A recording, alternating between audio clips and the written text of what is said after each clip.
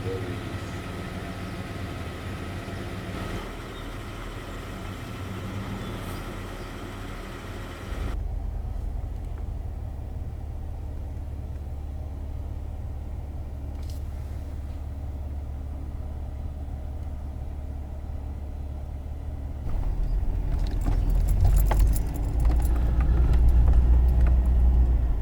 morning, everybody. Day 4 of this road trip, and yeah, had a good sleep last night. Didn't feel much afterwards. We all kind of was just tired of all the driving that we did, and just had dinner, and then I think most of us went straight to bed. But yeah, we're currently on the road right now, on the way to the Overland Expo, and I'll be honest, very excited. We're probably only about 10 minutes away, so yeah, don't know what to expect, but yeah, definitely excited. See you guys there. Where are we at, Will? We're at Overland Expo Pacific Northwest, man. We quickly grabbed our weekend pass after finding our camp spot. Then we changed to something more suitable for the hot weather. After that, off we go to Overland Expo Pacific Northwest.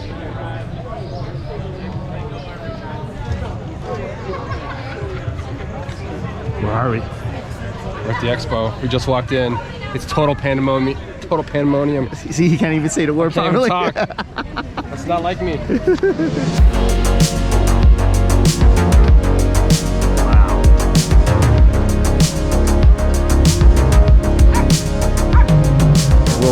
We'll be there in a few months. I love your optimism. Hey man, just hit 7,000. We got to be optimistic.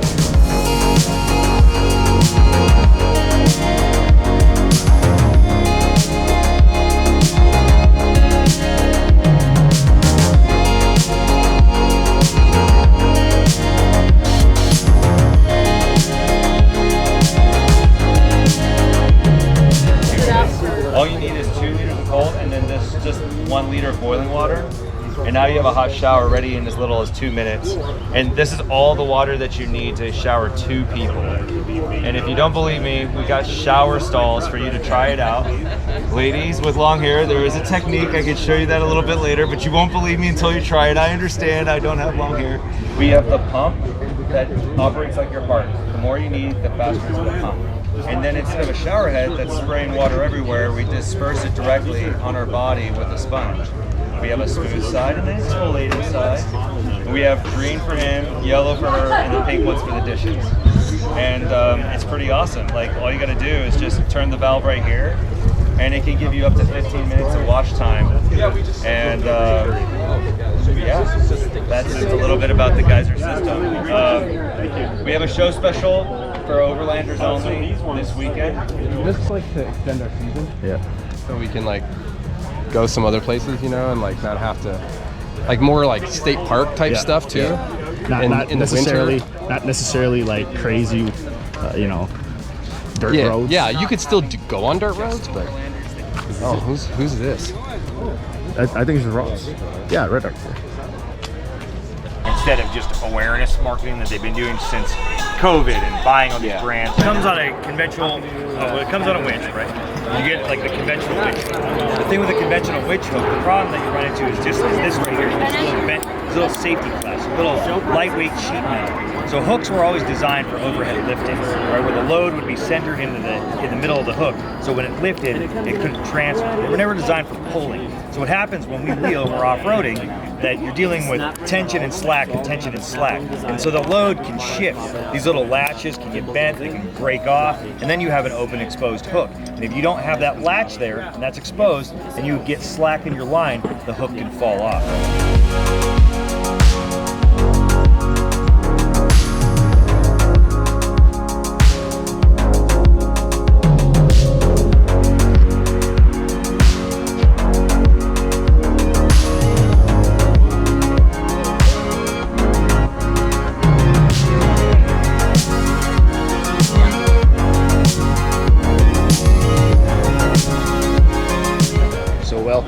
Are you enjoying the expo?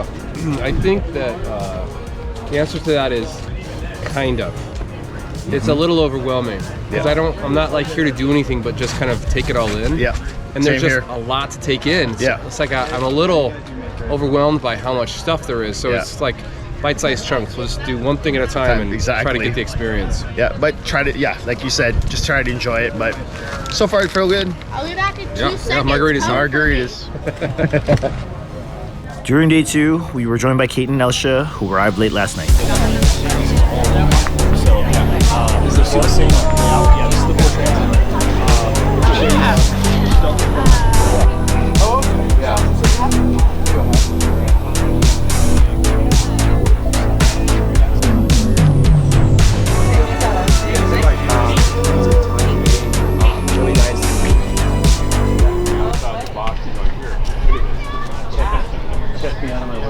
This particular awning right here I invented to be able to be wind resilient. There was nothing in the marketplace really that I could use, that I could set up and kind of forget about. I had heard about all the catastrophes from leaving stuff up overnight, so I took a well-proven manufacturing and materials technique in the kiteboarding world and put it into a different category for awnings.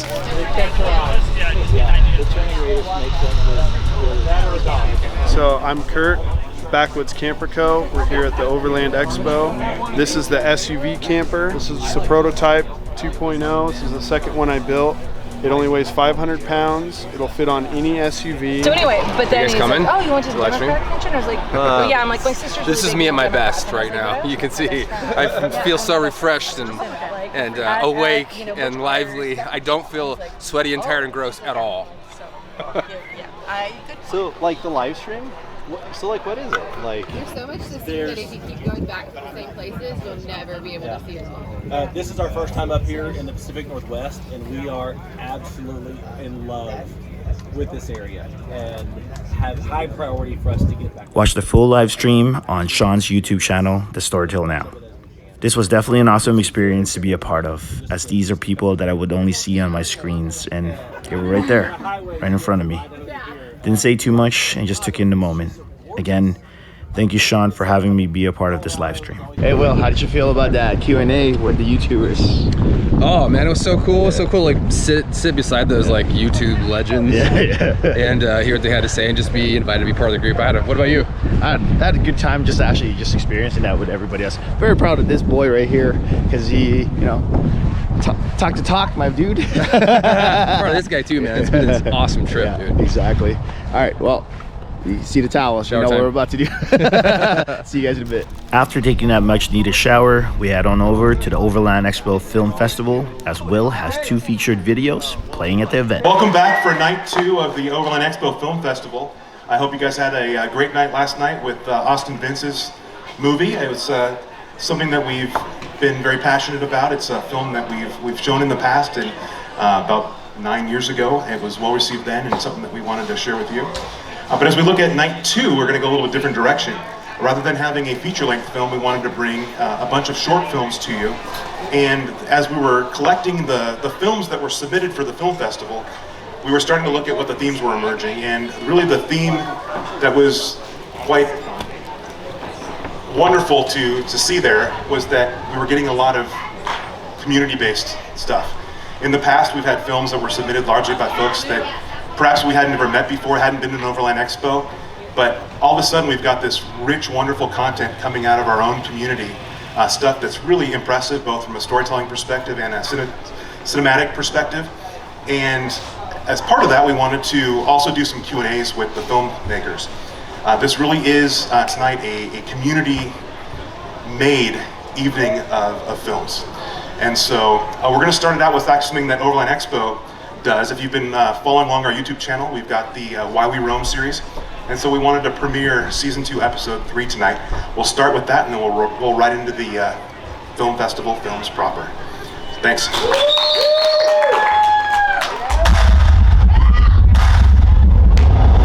This is for those of us who work with 4 walls surrounding us and know we don't belong inside. We know there's something amazing waiting for us just on the other side of those walls. And once we keep all the promises we've made to other people, do you decide to turn back? When have you gone too far from home, too far up a mountain in the dark, too far out with not enough gas to get back? We wanted to take a trip way out in the Central Oregon wilderness, but we found out why nothing much lives out there. And we discovered that what the desert doesn't kill, it makes stronger.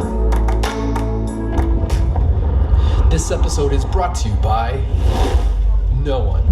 We don't have any sponsors. It was harvest time in Idaho, so we had tractors to keep us company on the road. The weather had been super variable, and the clouds, while beautiful in the sky, were threatening showers.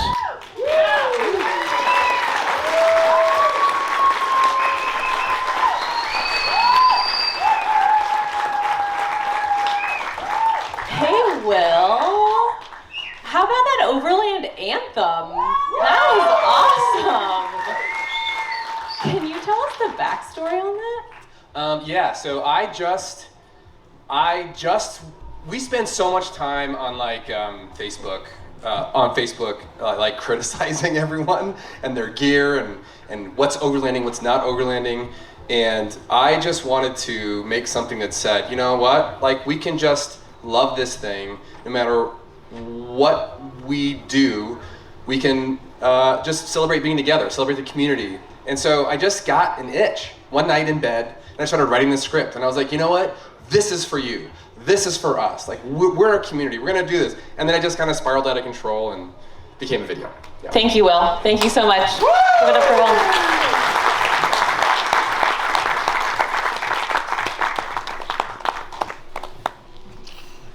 I feel like someone's watching me right now. The people want to know. Is it Tuesday or is it Wednesday? Depends on the country. I don't know.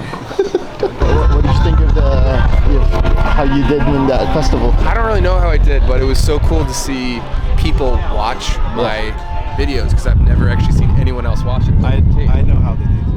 I know how you did. Yeah. Awesome. Yeah. All right. You did awesome. Hey, that's my boy. You're my boy, Blue. Hey everybody, I just left the Overland Expo Pacific Northwest and man, had a blast. It was awesome.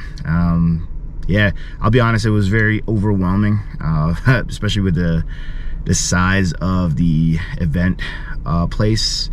It was pretty big actually, and but yeah, I had a blast meeting new people, meeting vendors. It was awesome being invited and being a part of Sean from Store Till Now's live stream. We really big YouTubers, and yeah, it was awesome. Also, I want to say thank you to Will, Kate, Chris, and Elsha for making me feel welcome. I believe I've made some lifelong friends, and can't wait for our next trip, guys. Let's do it next year for sure. Before we start heading back home to BC, we have to do one thing first. Yep.